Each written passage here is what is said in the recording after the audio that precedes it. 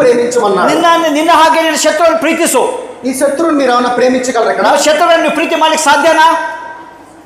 సాధ్యమా అసాధ్యమా? ಸಾಧ್ಯನಾ? మరి ఎలా? ಮತ್ತು ಅದು ಹೇಗೆ? నిన్ను ద్వేషించేవాడిని ప్రేమించు అన్నాడు. ನಿಮ್ಮನ್ನು ಯಾರು ದ್ವೇಷಿಸ್ತಾರೋ ಅವರನ್ನು ಪ್ರೀತಿ ಮಾಡಲು ದೇವರು ಹೇಳಿದ್ದಾರೆ. నీ దగ్గర 2 అంగీలు ఉంటే 1 అంగీ ఇచ్చి ನಿನ್ನ అన్నాడు. ಬಳಿಗೆ 2 ಅಂಗಿ ಇದ್ರೆ 1 ಅಂಗಿ ಕೊಡು ಎಂದು ಹೇಳಿದ್ದಾರೆ. ఎవడన్నా నీతో పాటు కొంచెం దూరం రాడు 2 కిలోమీటర్లు వెళ్ళమని. ಯಾರಾದ್ರೂ ಸ್ವಲ್ಪ ದೂರ ಕರೆದ್ರೆ ಇನ್ನು 2 ಮೈಲು ದೂರಕ್ಕೆ ಹೋಗ್ರಿ ಅಂತ ಹೇಳ್ತಾರೆ. ఇక్కడ ప్రభువు ಇಲ್ಲಿ ದೇವರು నీ శరీరంలో ఉండి ಶರೀರದಲ್ಲಿ ಇದ್ದು ఎలా ఉండకూడదో ನೀನು ಯಾವ ತರ ಇರಬಾರದು దాని గురించి మాట్లాడుతున్నాడు. ಅದರ ಬಗ್ಗೆ ಹೇಳ್ತಿದ್ದಾರೆ.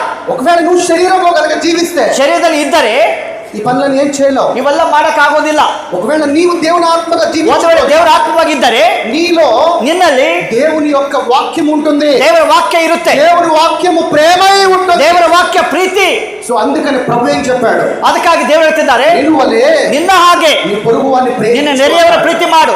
నీలోకి ఆ స్వభావం రావాలంటే ನಿನ್ನಲ್ಲಿ ಆ ಗುಣ ಬರಬೇಕೆಂದರೆ దేవుని వాక్యము నీ హృదయంలోకి వెళ్ళాలి. ದೇವರ ವಾಕ್ಯ ನಿನ್ನಲ್ಲಿ ಹೃದಯದಲ್ಲಿ ಹೋಗಬೇಕು. ఆ వాక్యము జీవమై, ಆ ವಾಕ್ಯ ಜೀವವಾಗಿ, ఆ వాక్యము సాక్షి, ಆ ವಾಕ್ಯ ఆ ಸಾಕ್ಷಿಯಾಗಿ, వాక్యము శక్తి, ಆ ವಾಕ್ಯ ಶಕ್ತಿಯಾಗಿ, ఆ వాక్యము వెలుగై, ಆ ವಾಕ್ಯ ಬೆಳಕಾಗಿ, ఆ వాక్యము ప్రేమై, ಆ ವಾಕ್ಯ ಪ್ರೀತಿಯಾಗಿ, ఇవన్నీ నీలో ఉండాలి. ಇದೆಲ್ಲ ನಿನ್ನಲ್ಲಿ ಇರಬೇಕು. నీలో దేవుని వాక్యం ఉంటే నువ్వు ఎదుటివాడిని ನಿನ್ನಲ್ಲಿ ప్రేమిస్తావు. ದೇವರ ವಾಕ್ಯ ಇದ್ದರೆ ನಿನ್ನ ನೆರೆಯವನ ಪ್ರೀತಿ ಮಾಡ್ತೀಯ. నీలో దేవుని వాక్యం లేకపోతే నువ్వు ఎవరిని కూడా ದೇವರ ప్రేమించవు. ವಾಕ್ಯ ಇಲ್ಲಂದ್ರೆ ಯಾರು ಪ್ರೀತಿ ಮಾಡಲಿಕ್ಕೆ ಸಾಧ್ಯ ಇಲ್ಲ. మనము దేవుని సంబంధులమనియు మనము దేవుని సంబంధము. ఎప్పుడు మనము దేవుని సంబంధము? ನಾವು ದೇವರ ಹುಟ್ಟಿದವರೆಂದು ನಾವು ದೇವರ ಸಂಬಂಧಿಗಳಿರುವಾಗ, నీవు శరీరంలో ఉంటే నువ్వు దేవుని సంబంధివి కాలేవు. ಶರೀರದಲ್ಲಿದ್ದರೆ ದೇವರ ಸಂಬಂಧಿ ಅಲ್ಲ. ఆయన ఆత్మగా జీవించిన రోజునే ಆತನ ಆತ್ಮವಾಗಿ ಜೀವಿಸುವಾಗ అప్పుడే నువ్వు దేవుని కుమారుడివి. ಅವಾಗ ನೀನು ದೇವರ ಮಗನಾಗಿದ್ದೀಯ. అదే నిజము. ಅದು ಸತ್ಯ. నీ శరీరము ఎక్కడికి వెళ్ళిపోతుంది? ನಿನ್ನ ಶರೀರ ಎಲ್ಲಿಗೆ ಹೋಗುತ್ತೆ? మట్టిలోకి వెళ్ళిపోతుంది. ಮಣ್ಣಿಗೆ ಹೋಗುತ್ತೆ. దేవుని సన్నిధి నుంచి ದೇವರ ಸನ್ನಿಧಾನದಿಂದ దేవుని చెంతకు వెళ్ళేది ದೇವರ ಬಳಿಗೆ ಹೋಗುತ್ತದೆ. దేవుని యొక్క ఆత్మే. ದೇವರ ಆತ್ಮ ಮಾತ್ರ.